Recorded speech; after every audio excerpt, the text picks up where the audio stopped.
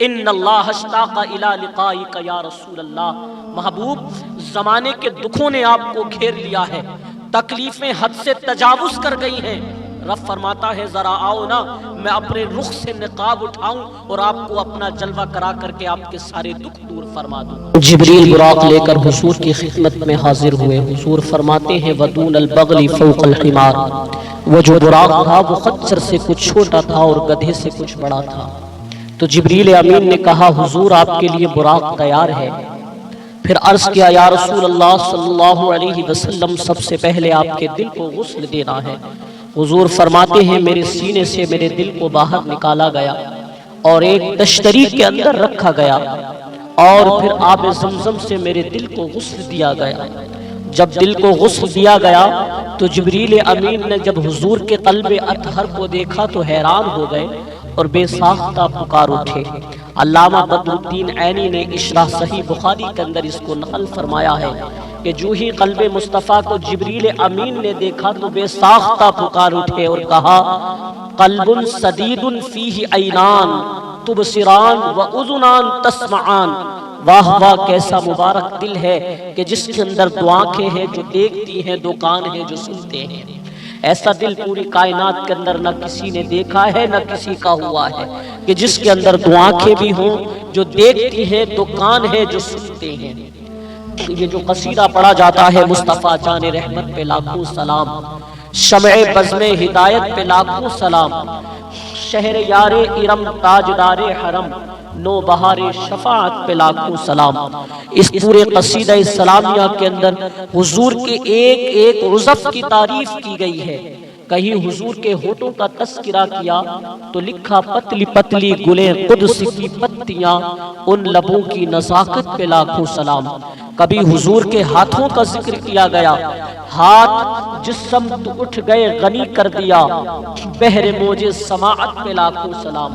کبھی حضور کے بازوؤں کا ذکر کیا گیا، جس کو بارے دو عالم کی پرواہ نہیں، ایسے بازو کی طاقت پہ لاکھوں سلام۔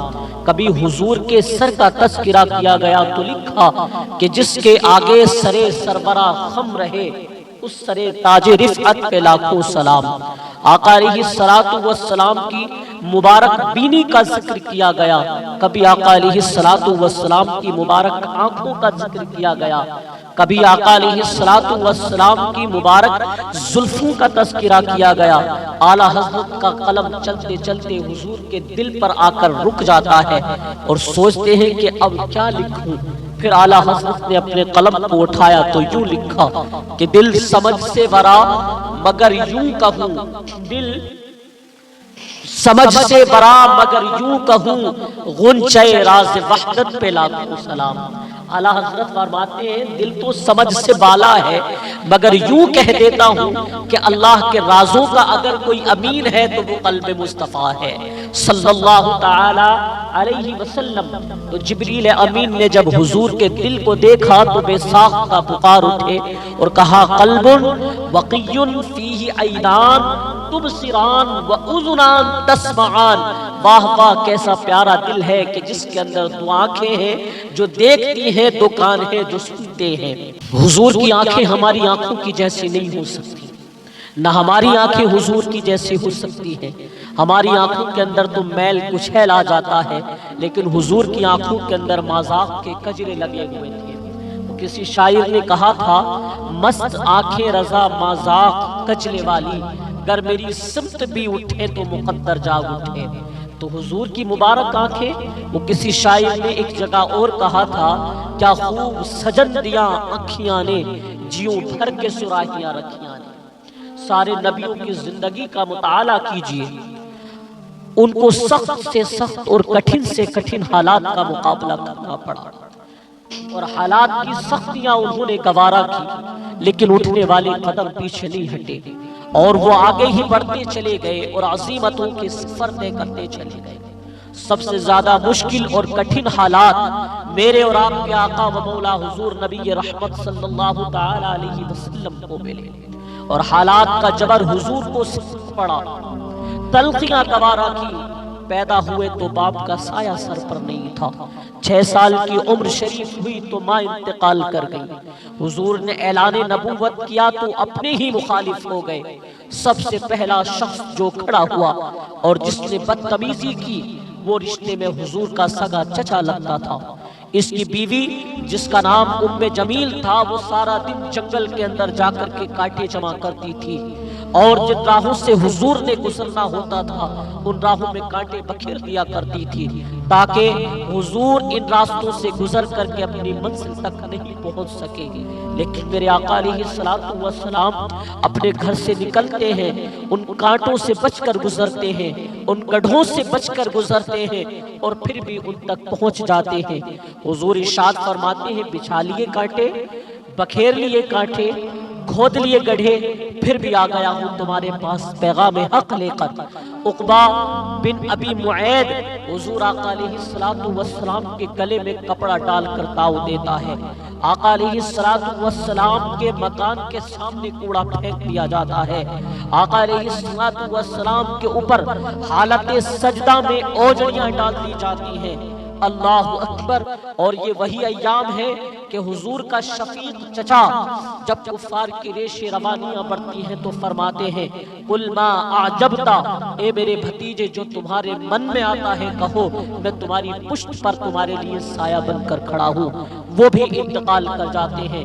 جناب ابو طالب کا بھی انتقال ہو جاتا ہے۔ ایک ایسی ہستی جو حضور پر جان نچھاور کرتی ہیں، اور کوئی بھی تکلیف حضور کو ہوتی ہے حضور ان سے بات کرتے ہیں تو دل کا بوجھ ہلکا ہو جاتا ہے۔ وہ ہیں زوجہ رسول سیدہ خدیجہ الکبریٰ رضی اللہ تعالی عنہ۔ نزول وحی کے بعد جب حضور کی طبیعت کے اندر ایک گرانی آتی ہے تو وہ خدیجہ الکبریٰ ہی تھیں جو کہتی ہیں کلا واللہ ما یخزیک اللہ ابدا، حضور آپ پریشان نہیں ہوں، آپ کا رب آپ کو کبھی بھی تنہا نہیں چھوڑے گا اور وہ آپ کو پریشان نہیں ہونے دے گا، اس لیے کہ آپ دکھیوں کے کام آتے ہیں، ضرورت مندوں کی ضرورتیں پوری کرتے ہیں، اور جن کا کوئی کمانے والا نہیں ہوتا ہے آپ اس کی مدد کے لیے کھڑے ہو جاتے ہیں۔ آپ یتیموں کا سہارا ہیں، بیواؤں کا آسرا ہیں، آپ کا رب آپ کو کبھی بھی پریشان نہیں ہونے دے گا۔ سیدہ خدیجہ الکبریٰ رضی اللہ تعالی عنہ کا بھی انتقال ہو جاتا ہے، جو ہر مشکل وقت میں آپ کے لیے ڈھارس بن جاتی تھی، پشت پر سایہ بن کر نگہبانی کا فریضہ انجام دینے والے چچا کا بھی انتقال ہو جاتا ہے۔